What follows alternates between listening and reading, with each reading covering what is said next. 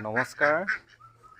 আপোনালোকে দেখিবলৈ পাইছে এইকেইটা মোৰ পিছপিনে ডিউৰকৰ পিয়ৰ লাইনৰ পোৱালি।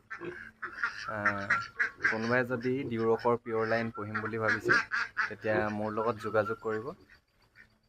এইকেইটা ডিউৰকৰ পিয়ৰ লাইনৰ পোৱালি বৰ্তমান নিব পৰা হৈ আছে। কোনোবাই যদি পোৱালি নিম বুলি ভাবিছে তেতিয়া নিব পাৰিব। ধন্যবাদ।